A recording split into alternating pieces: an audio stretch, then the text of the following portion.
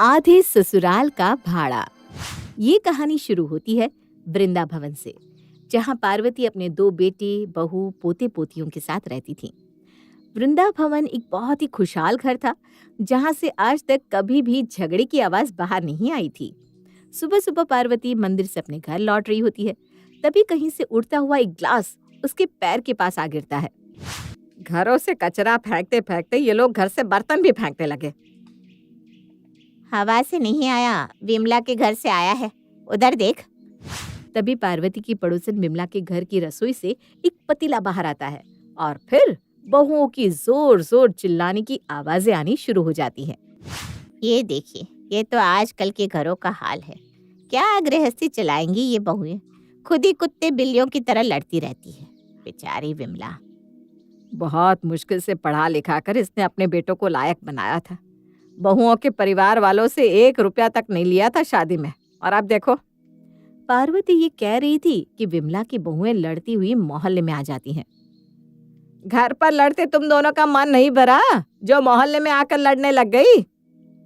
आज मैं तुझे जिंदा नहीं छोड़ूंगी। और वहीं बेशर्मों की तरह विमला की दोनों बहुएं गिर गिर कर हाथापाई करने लगती है। अरे जान से मार दोगी क्या एक दूसरे को तुम दोनों? धन्य भाग्य है पार्वती तेरे। एक बार कम पैसे में जीवन आदमी चला सकता है, पर शांति के बिना नहीं। पूरे मोहल्ले में एक तेरा घर है जहां आज भी कायदा कानून वैसे ही बरकरार है। हाँ, भगवान की दया से अच्छी बहुएं आ गई। भगवान करे ऐसे ही उनका प्यार बना रहे। मुझे भगवान से और कुछ नहीं चाहिए। ये कहकर मुस्कुराती हुई पार्वती अपने घर जाती है, जहाँ दरवाजे पर दूध लिए अजित दूधवाला खड़ा था। भाभी जी दूध आई। क्या अजित भैया, कल दूध एकदम पानी जैसा दिया था आपने। मुझे तो चल जाता है, मेरे बच्चे ऐसा दूध नहीं पीते। जेठ जी को खाटे दूध की आदत है, ध्यान रखा करिए। यही तो देखकर दिल को सुकून मिलता है बहू।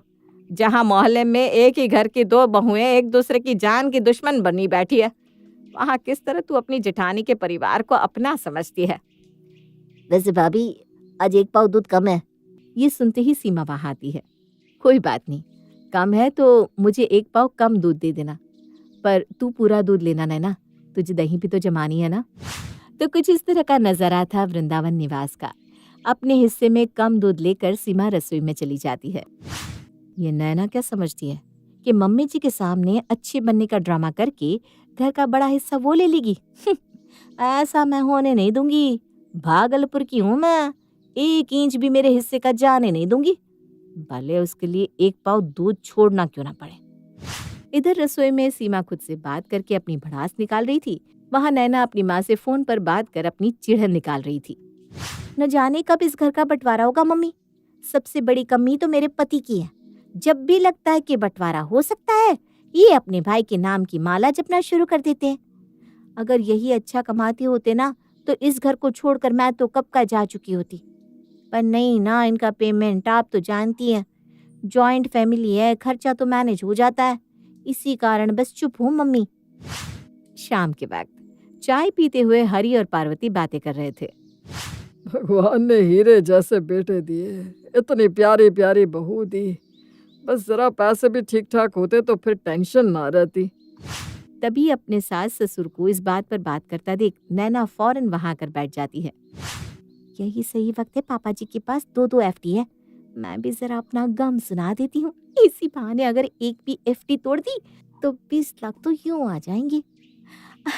बात तो सही कह रहे हैं पापा जी आप। कभी किसी का बुरा करना नहीं चाहा इन्होंने, पर देखिए ना, कमाई के नाम पर 17,000। अब 17,000 में घर कहाँ चलता है। जो कुछ लाते हैं सारा माँ के हाथों में रख देते हैं। अब तो स्कूल का नया सेशन भी आने वाला है। बच्चों के एडमिशन फीस, स्कूल ड्रेस, पता नहीं सारा खर्चा कैसे मैनेज होगा। और उसी वक्त हाथ में राशन का थैला लिए सीमा बाजार से वापस लौटती है। हद कर दी इस नैना ने, एक मौका नहीं छोड़ती माँ बाबूजी को इम्प्रेस करने का। मैं बाहर क्या गई, देखो तो कैसे माँ बाबूजी की चापलूसी करने बैठ गई।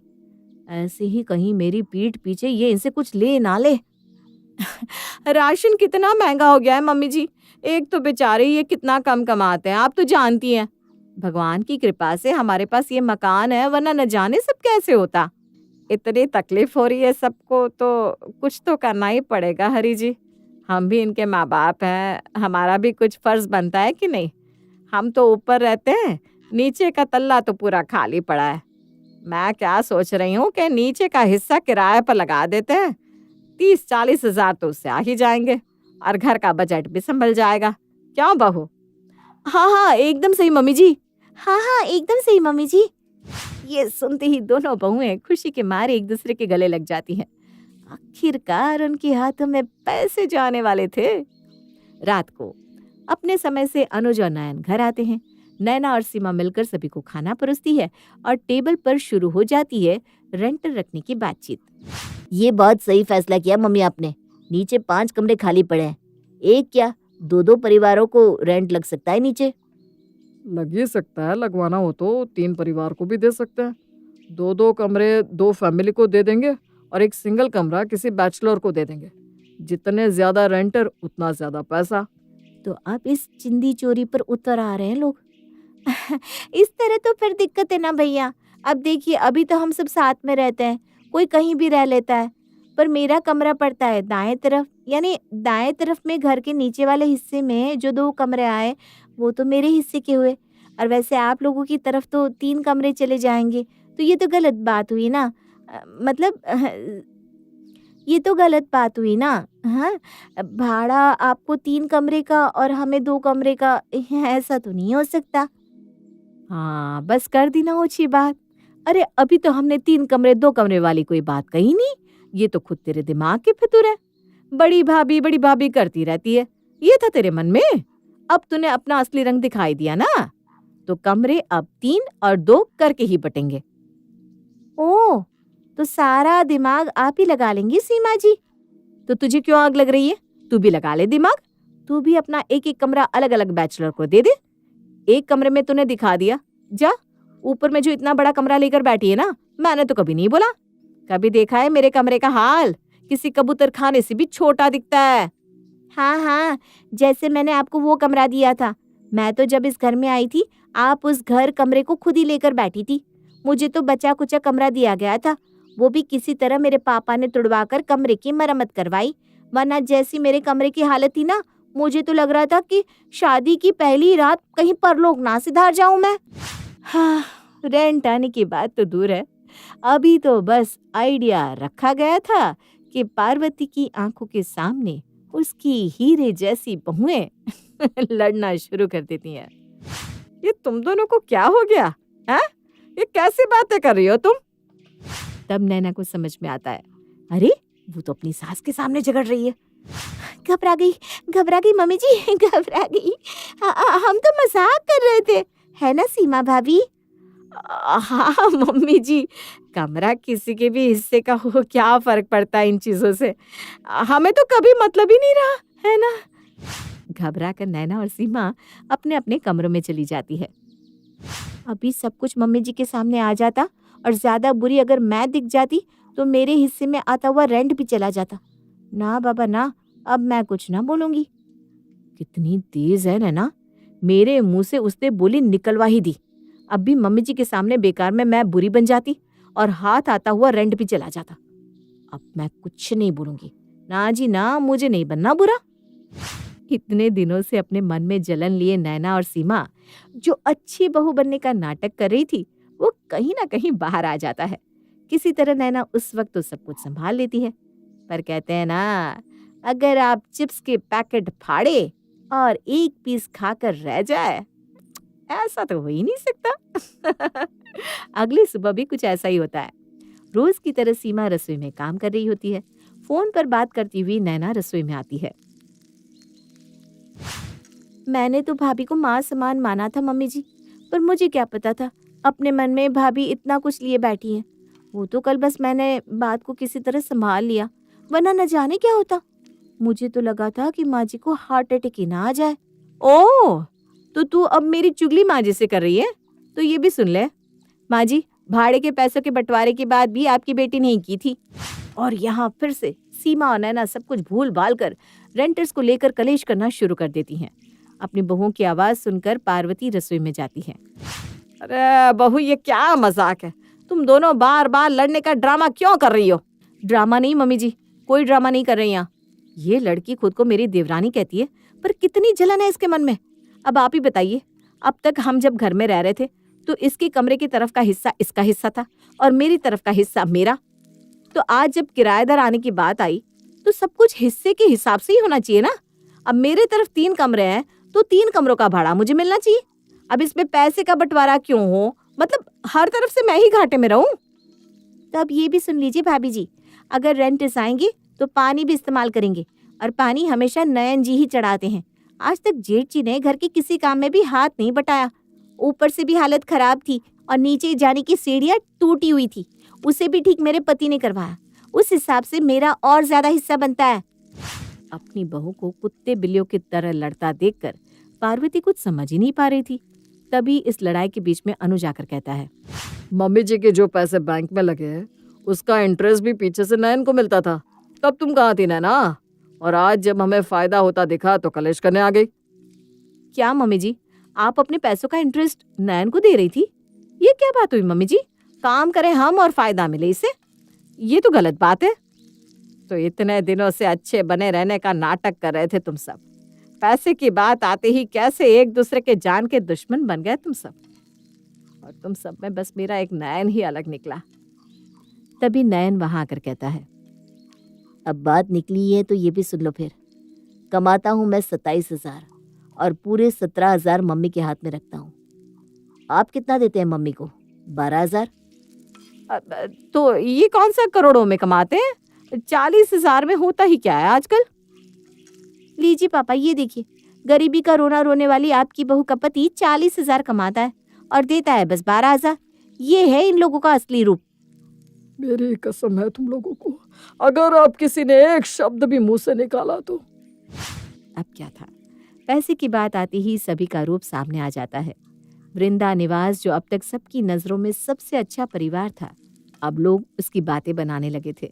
हर वक्त अब वृंदा निवास से जोर जोर से चिल्लाने की ही आवाजें आती। एक तेरा ही घर बाकी रहा था पार्वती, बस तेरे ही घर में सुख शांति थी। न जाने किसकी नजर लगी है तेरे घर को, जब देखो चिल्लाने की ही आवाजें आती रहती है। अरे जरा समझा अपनी बहू को। बहू क्या, मेरे बेटे भी वैसे ही है। कभी मैंने सोचा नहीं था कि ये सब ऐसे निकलेंगे।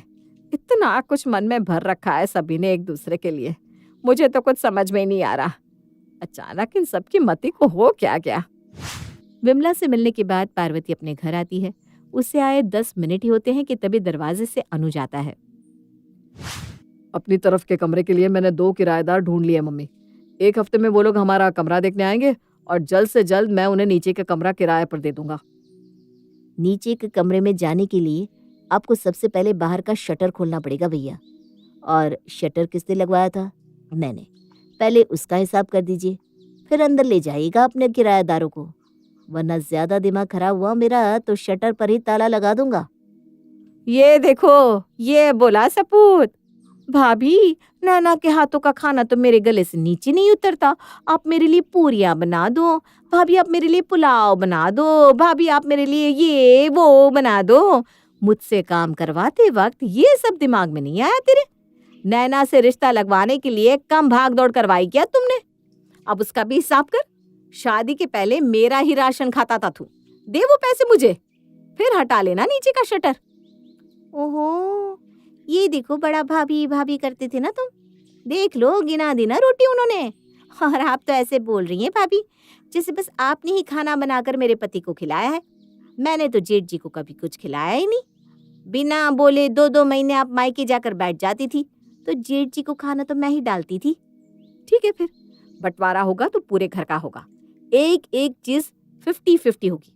छत पर कपड़े सुखाने वाली पाइप मेरी है, घर पर लगा मोटर मेरा है। अच्छा, तो फिर सब कुछ आधा आधा कर लेते हैं, बना देते हैं घर के बीच लकीर।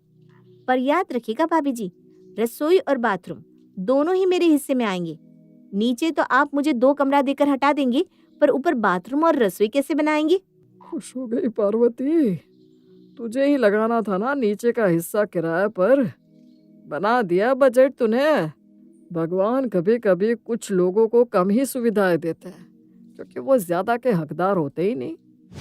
रात को सीमा पहले ही सब्जी बनाकर रसोई से निकल जाती है और उसके बाद रसोई में जाती है नैना और रोटियां बनाकर बाहर आती है। सभी खाने पर बैठ जाते हैं और सीमा सिर्फ अपने पति और अपने सास ससुर को सब्जी परोसती है। वैसा ही नैना करती है। मुझे रोटी, मुझे सब्जी। जब तक आप इस बात का सोल्यूशन नहीं लाते कि नीचे के हिस्से का किराया किसे कितना मिलेगा, तब तक आप लोगों को ऐसे ही मैनेज करना पड़ेगा। हे भगवान, तेरा शुक्र है कम से कम मेरी थाली में सब्जी और रोटी दोनों तो आए। मैंने सभी के लिए 2-2 रोटियां बना दी थी पापा जी। अब अगर ऊपर से और रोटी लगेगी तो वो सीमा भाभी बनाएंगी, क्योंकि उनका काम तो हल्का हो गया ना। एक बार सब्जी बना लो और बात खत्म। मुझे तो बार बार रोटियां बनानी पड़ती है ना। बहुत हो गया तुम दोनों का। अब हम ये 2 रोटियां ही खाकर सो जाएंगे। देख लिया मैंने ये सारा नाटक। अब इसका सोल्यूशन तो मैं कल सुबह ही निकालूंगी। अगली सुबह ठीक 10 बजे सभी एक लाइन में हाथ में कॉपी और पेन लिए पार्वती के सामने खड़े हो जाती हैं। सबसे पहली बात, तुम लोग ये बताओ कि किसने कह दिया कि नीचे का भाड़ा तुम दोनों बहुओं के हाथ आएगा? अरे भाई, किराया मैं लगा रही हूँ तो किराए का पैसा तो मैं ही रखूंगी। क्या मम्मी जी, ये क्या कह रही है मम्मी जी? मैंने तो बेकार में ही नैना से लड़ाई कर ली। यहाँ सब कॉपी पेन लेकर आई हैं तो एक हिसाब और जोड़ लें। अभी से अनुज घर खर्च में 15,000 देगा और नयन 8,000।